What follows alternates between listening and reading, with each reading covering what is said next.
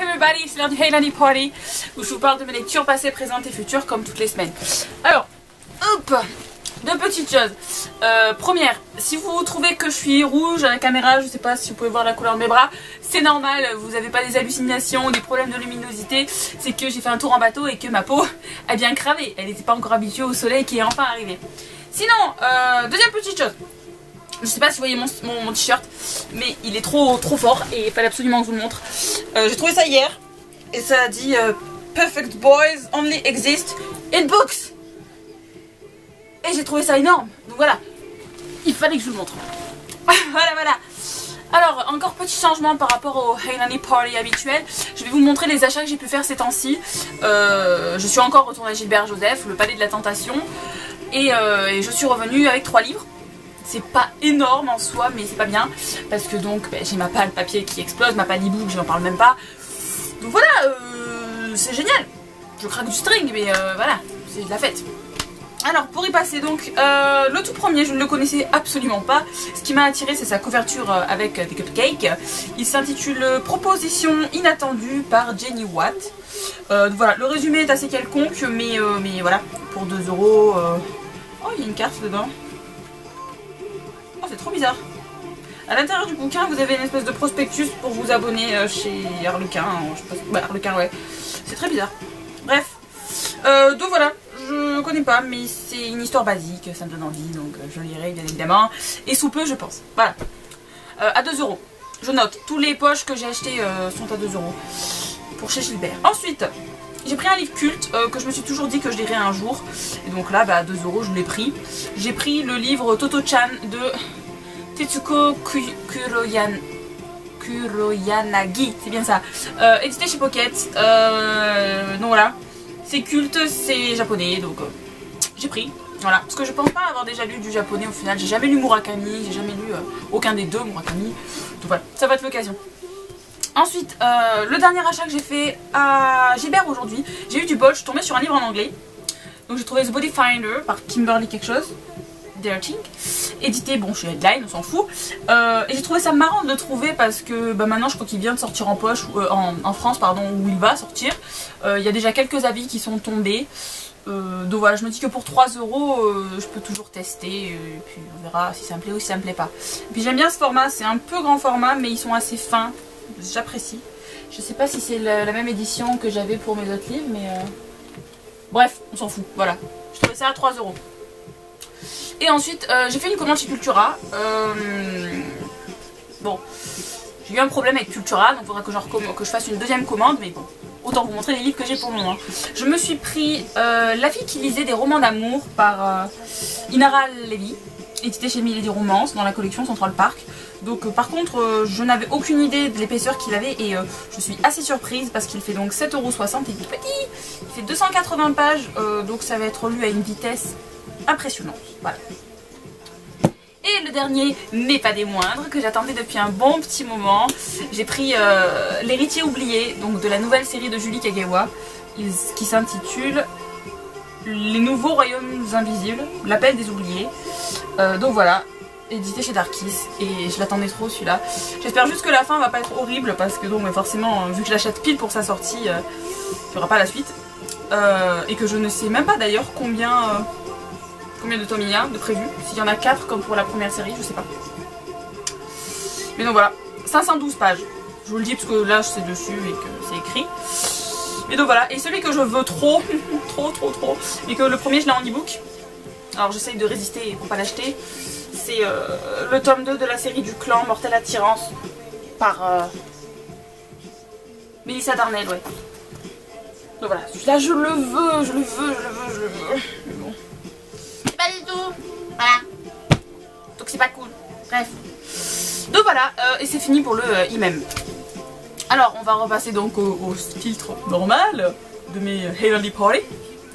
Et vous parlez de mes lectures. Alors, la semaine dernière, je vous laissais avec 2 lectures en cours. C'est le tactile de ma tablette qui bug depuis hier.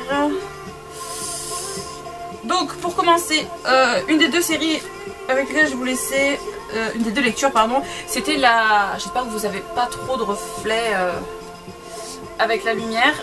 C'était la série entre le tome 1 et le tome 2 de la sélection du point de vue de Maxon, donc en anglais. Et je dois vous avouer que je suis quand même pas mal déçue au final. C'est bien d'avoir un peu le point de vue de Maxon, mais en gros, hein, on a que sa rencontre avec America, enfin un peu avant la sélection, et juste sa rencontre avec America. Moi je m'attendais à retrouver un peu des scènes du couple Maxon America dans cette nouvelle, et c'est pas du tout le cas, parce que même si elle fait 58 pages, à la fin vous avez un extrait de l'élite. Donc voilà, je suis un peu déçue. Bon, après le niveau d'anglais était facilement gérable, ça c'est bien par contre, mais voilà, je suis déçue. Ça m'aide pas, ça me donne pas de quoi patienter en fait pour avoir le tome 3 qu'on aura donc l'année prochaine. Donc pas super cool, voilà. Ensuite, j'ai lu, non, je clique que sur les trucs pas bien. J'ai lu le tome 1 de la série New Victoria. Donc voilà, je vous montre pas du tout ça dans l'ordre parce que je vous explique. Donc New Victoria, pardon, par Lia Abel, édité chez Castlemore. Alors je vous explique, je vous l'ai présenté lundi comme une lecture en cours. J'avais lu les 15 premières pages, si je dis pas d'ânerie. Mais juste après l'avoir commencé les premières pages, j'étais pas du tout dedans. Donc j'ai un peu lâché ça. Et entre temps j'ai lu d'autres choses et je l'ai seulement fini ce matin à 3h. Voilà. Mais il est fini. Donc c'est déjà pas mal. C'est tout ce qui compte au final pour vous, c'est que je l'ai fini cette semaine. Alors, donc comme je viens de vous le dire, j'ai pas accroché au début. Il est quand même assez volumineux. J'ai pas envie de vous dire de conneries, mais je crois qu'il fait 530 pages. Il est assez volumineux. Je dis pas que c'est un frein pour moi de lire des livres épais, mais voilà. Vu que j'étais pas vraiment à fond dedans, ça a quand même un peu coincé de ce côté-là. Voilà, donc j'ai mis presque toute la semaine à le lire et je trouve ça, ça prouve vraiment que j'étais pas à fond dedans. Alors, ce qui est assez novateur pour moi en tout cas, c'est que c'est un livre sur les zombies. Je ne me souviens pas en avoir déjà lu un, donc c'est bien parce que donc c'est une nouvelle créature surnaturelle à découvrir. Ça c'est un plus. Mais il y a trop de détails scientifiques abordés dedans par rapport au virus qui transforme les gens en zombies. Beaucoup de personnages.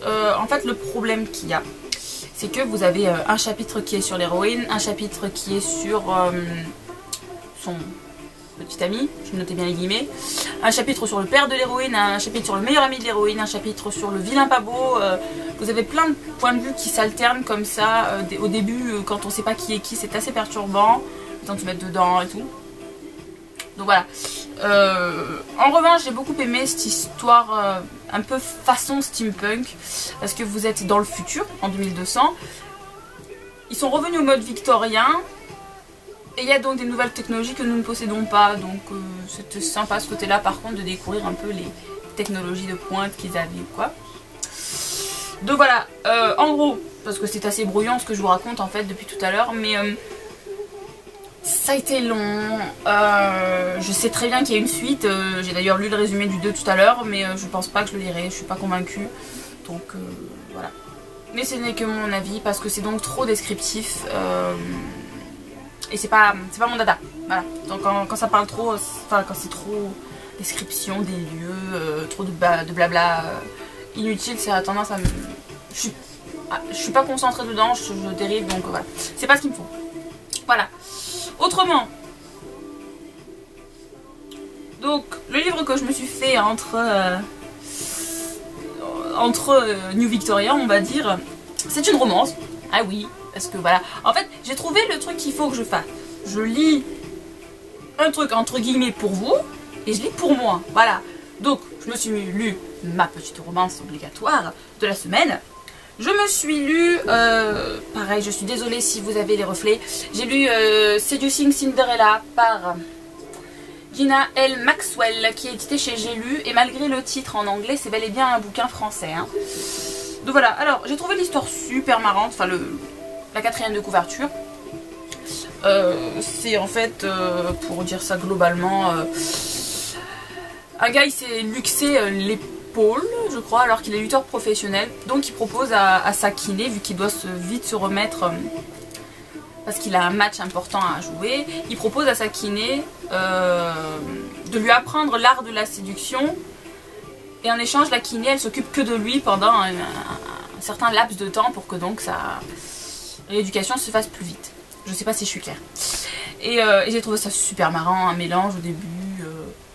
Ça tâtonne, ils y vont en douceur et puis après ils perdent le fil par rapport à leurs sentiments. J'ai trouvé ça énorme. Donc voilà, je l'ai dévoré. Comme toutes les romances, hein, je vous dirais. Je l'ai tué. Et voilà, c'est un tome unique, c'est mignon. Et j'adore les romances. Voilà. Je vous l'avoue, vous le savez, mais j'adore ça. Donc, yes. Après, j'ai lu quoi? I love you so, that's what you say. Tell me baby, please don't go away. Je me bats avec le tactile de ma tablette, youpi. This is what I say.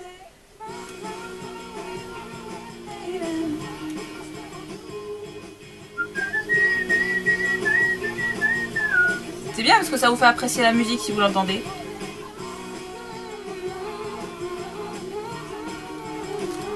Et donc la dernière petite chose que j'ai lue, je confirme, la dernière petite chose, encore sur tablette, désolée, j'ai lu que ça cette semaine, je me suis fait La Clé des Secrets de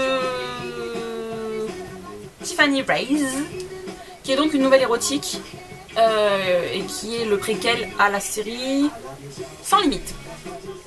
Voilà.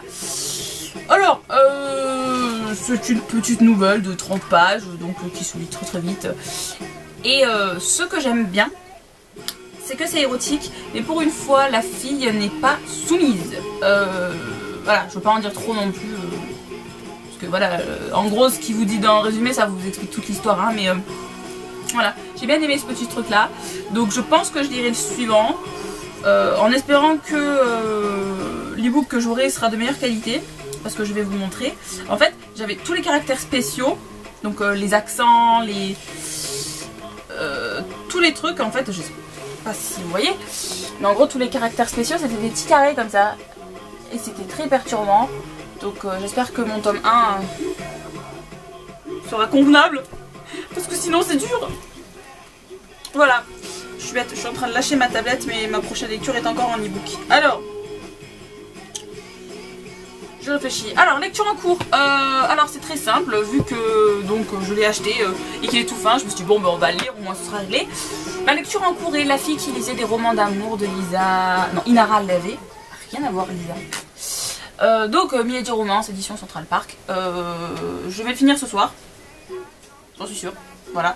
Il fait 280 pages. Je suis déjà à la page 115 en ayant lu une heure. Donc. Peut-être un peu plus. Bref, j'ai pas lu beaucoup, ça se lit très vite, c'est prenant. En revanche, le seul petit bémol que j'ai, en fait, c'est l'histoire d'une fille qui lit que des romances façon Harlequin, voilà.